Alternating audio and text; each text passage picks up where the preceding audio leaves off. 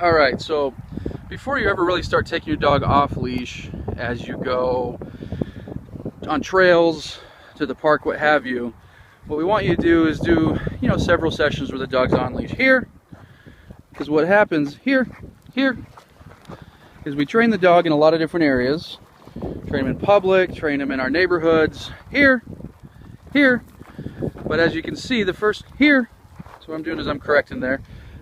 This dog who's doing great in our neighborhood, this is his first time coming to an outdoor area like this, or to this particular outdoor area, I mean. And so there's new smells and he's definitely testing it. So even though he's got the training down, because it's brand new to him, we need to run through some, just some kind of maintenance type stuff. And so I'm gonna let him get nice and interested. Here, on that second one I'm correcting. Here, come here, bud. Good boy, good job, AJ, good boy. Okay, come on. And so what I'm gonna recommend, okay, go ahead, is that you leave him on a leash, a long line like this, or just a leash. Okay. And what we want to do is we want to call, no, wants to eat some poop. What we want to do is call the dog much more than we need to, because as we're walking, I want him to recognize, that he needs to kind of always have me in the back of his mind. So for no reason, here, good boy. There we go, buddy. Okay, let's go. So it's still on leash, and I haven't had to use the leash. Go ahead, buddy, go ahead. I haven't had to use the leash, but it's on just because, like I say, it's a brand new spot. So once your dog comes home, you're not going to use the leash for too long. Like I say, just a handful of sessions with this long line before you want to start taking him off leash. And when you do take him off leash, same thing. Lots of calling him. I often call it arbitrarily calling him, like there's no reason. Here, good boy, what a good boy. And following our obedience formula, where we give one free command and then just a little correction if necessary. Where'd you go, buddy? There we are. Okay. And then letting him go again. Go ahead, buddy. Yes, that's a good boy. That's a big smile. Okay, come on. And so now you can tell he's really in the mode of paying attention. And so now is when I'm going to risk it. Now, like I said, I'd recommend you do 1 or 2 sessions completely on leash before you really take him off leash.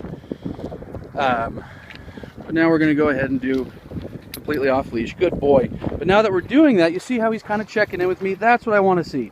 He's going next to me. Okay, go play. He's coming next to me. He's hanging out. I don't want him just completely forgetting about me. Here. Good boy. Okay, come on, big guy. Come on.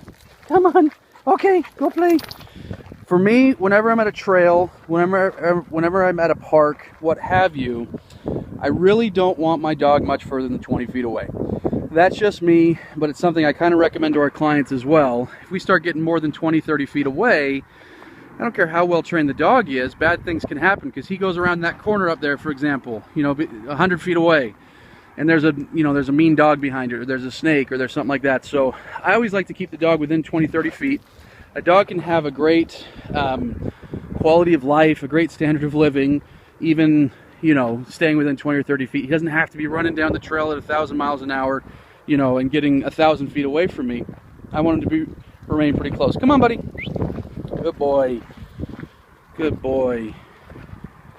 This is a dog who never could have been off leash a few weeks ago. He was a bolter. Here, good boy. So I am still kind of correcting him every time, which, be prepared to do that. I don't want to sound like a jerk, like, oh, correct your dog. But what I do want you to understand is, like I say, a trained dog at first, when we're talking about the beginning of the training process, and after a boot camp, we're generally 3 weeks in, 4 weeks in.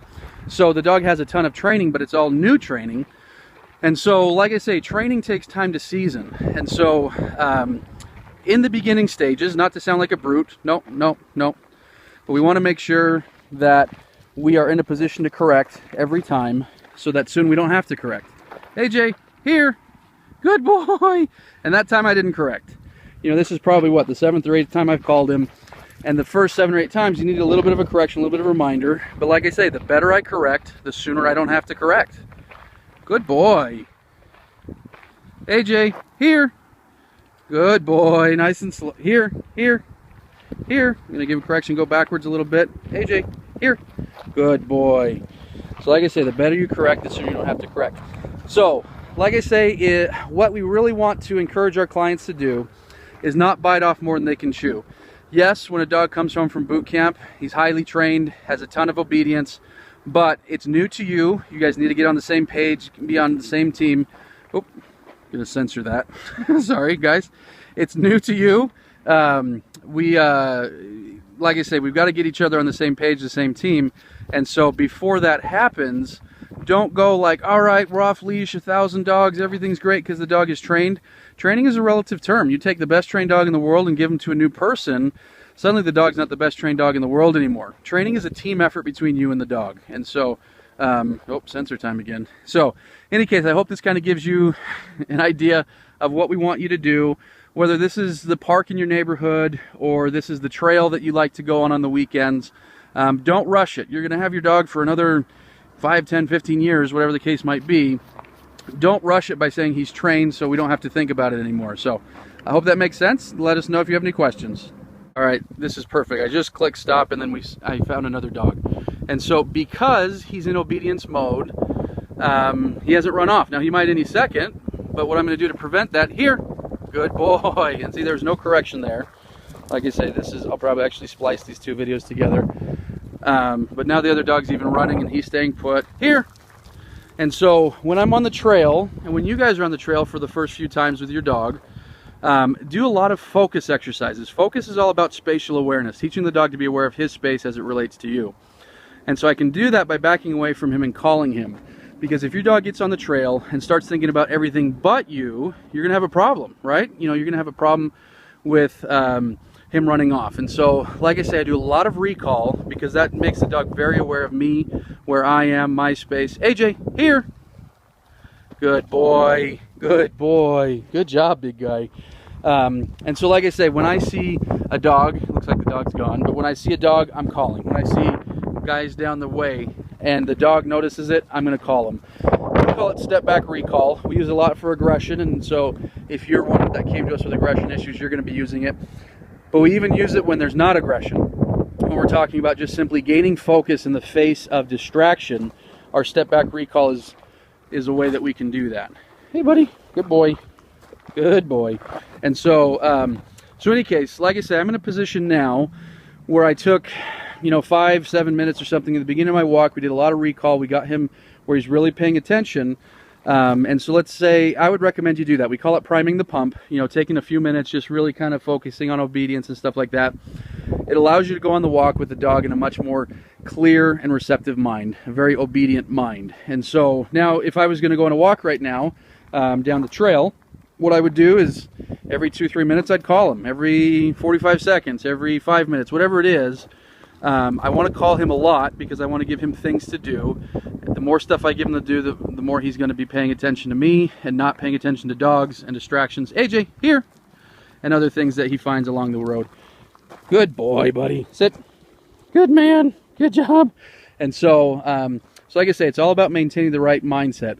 Too many people think, all right, we're on the trail, I want my dog to run like crazy and act like a loco. We don't want that. That's not happiness in a dog. Happiness is having fun and running and wrestling and having a good time, but it's structured and there's control to it. Just unbridled craziness is not happiness for a dog. So, okay, go play, buddy. So we really want your guys' first few experiences at the park or on the trail to be very much based on this structure. So hopefully that makes sense. Time for you guys to get to work.